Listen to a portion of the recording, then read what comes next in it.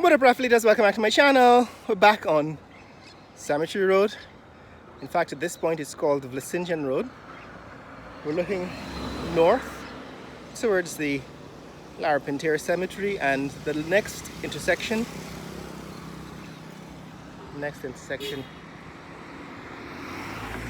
somewhere around there, that's the Punt Trench Dam, now called Independence Boulevard. So just wanted to show you what's happening with the south end of Cemetery Road, because we haven't been back at this end of it since it has been completed.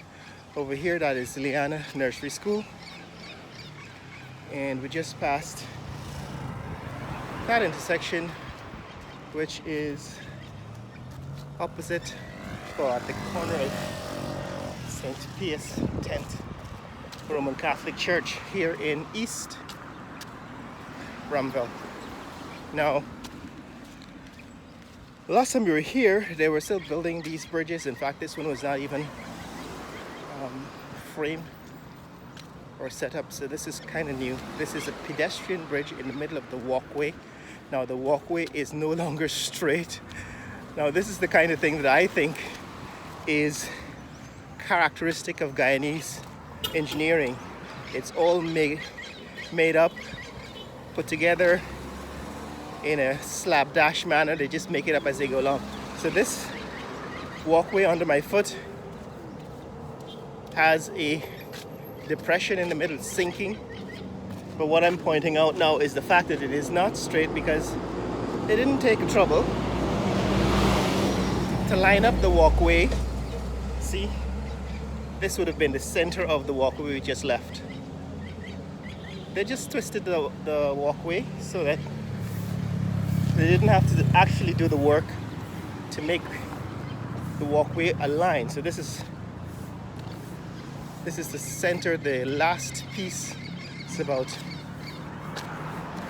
a 25-meter section of the walkway. And if you look back at it, you can see what has happened. They just built this piece of the walkway out of alignment with the rest of the road. And this is invisible to everybody. The people who were working on this project didn't notice that the walkway was not aligned, that they were building a piece of walkway that was just not aligned with what they had built already. And this was the last piece to be built. They just decided, you know what, it's too much trouble for us to move this bridge, to recenter this bridge. We're just gonna change the walkway. That's the East Ramville police station ahead of us. I normally take that road. Right, what happens at this intersection is that Vlissengen Road, or Cemetery Road, divides into two, and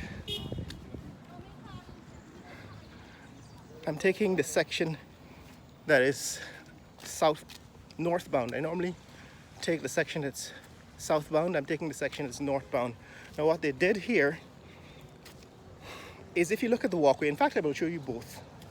This is the walkway on the northbound section of the road, and if you can see clearly, this is about the width of this is about the same width as the center walkway, right? The center divide in the section that we've completed, that we just came off of, right? It's about the same width as the center of the section, the center walkway that we've completed. What I want to show you by comparison, and yes, this is these covers, these manhole covers, are supposed to be covering a drain beneath. But look at the width of this walkway. You would think that there would be some standard unit of measurement when it comes to building these walkways. Because I normally take the northbound. Distance 1 mile. Duration 14 minutes 20 seconds. Pace 14 minutes 20 seconds per mile.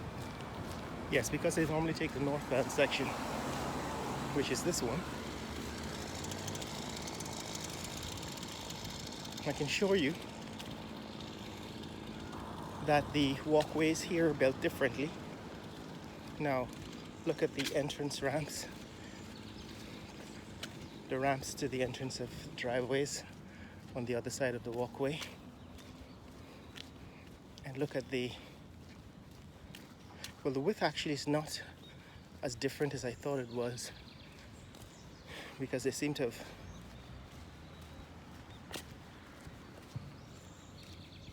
made it the same width on the other side. But typically what happens is that two different contractors are building walkways, and when you inspect the work at the end, it's entirely different. You get two different structures. So that's the other side of Vlissengen Road, Cemetery Road, and we've been looking at this since the beginning of construction. All right, we actually examined this section of the Cemetery Road since the beginning of construction. So now that it's completed, it'll be interesting to take a look at what the final product looks like. And what it shows me here is that it really isn't carefully planned, right? It isn't carefully executed. They seem to have just used some makeshift